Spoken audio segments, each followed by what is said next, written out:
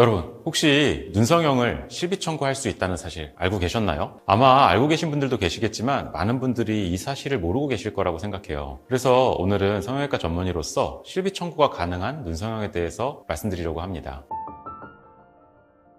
실비 청구가 가능한 눈성형 궁금하셨죠? 그건 바로 안검내반과 안검하수입니다. 성형외과 상담을 하다 보면은 안검하수 있으면 실비보험 적용된다더라, 안검내반 무조건 실비 청구 된다던데, 이런 질문을 굉장히 좀 많이 받습니다. 결론부터 말씀드리자면은 실비 청구가 가능합니다. 물론 묻지도 따지지도 않고 모두 가능한 거는 당연히 아니고요. 성형 목적이 아닌 인체의 필수 기능 개선 등을 위한 치료 목적의 부분은 실비 청구가 가능합니다. 근데 간혹 실비 청구가 된다는 거는 알고 있지만 조금 다르게 알고 계신 경우들이 있는데요. 성형외과에서 수술을 받으면 실비 청구가 안 되고 안과에서 수술 받으면 실비 청구가 된다더라, 이런 카더라 소문이 있는데 실제로 그렇게 알고 계신 분들도 상당히 많았습니다. 하지만 안검하수랑 안검내반, 실비에 관련해서 안과냐 성형외과냐 이거는 사실 중요하지 않습니다. 안과에서 수술을 받았던 성형외과에서 수술을 받았던 결국 실비가 가능하려면은 의사가 치료 목적으로 수술했다라고 하면 안검하수나 안검내반 둘 다 실손보험 청구가 가능하다, 이게 팩트입니다.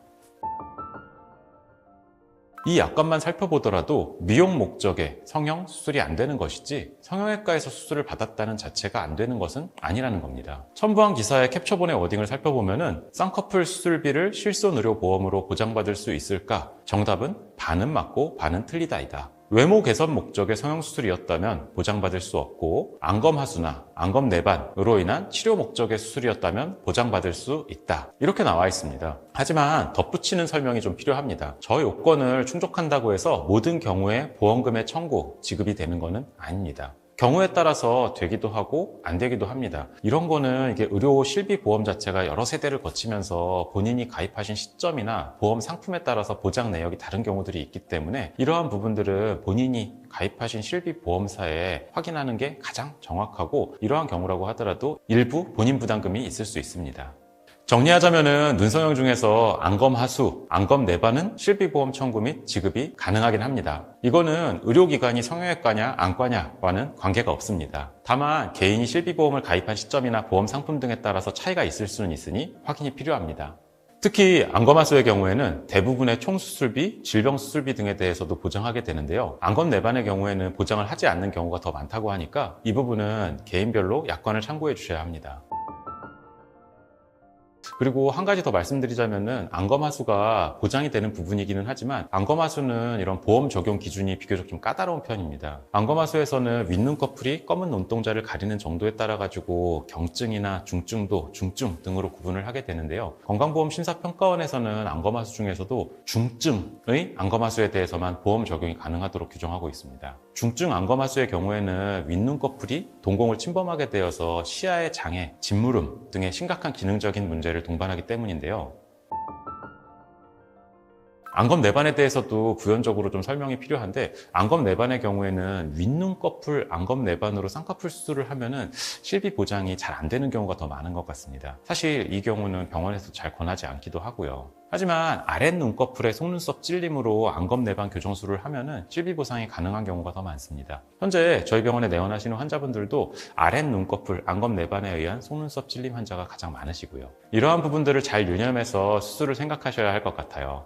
열심히 설명드리긴 했는데 너무 이렇게 얘기하니까 제가 마치 뭐 이렇게 묻지도 따지지도 않고 보험 설계사 같은 그런 느낌이기는 한데, 저는 사실 성형외과 전문의입니다. 이러한 부분에 대해서 온라인상에 잘못된 정보도 너무 많고 실제 상담하러 오시는 환자분들도 제대로 알고 있지 않은 경우들이 많아가지고 한번 정리해서 설명드리고 싶었습니다.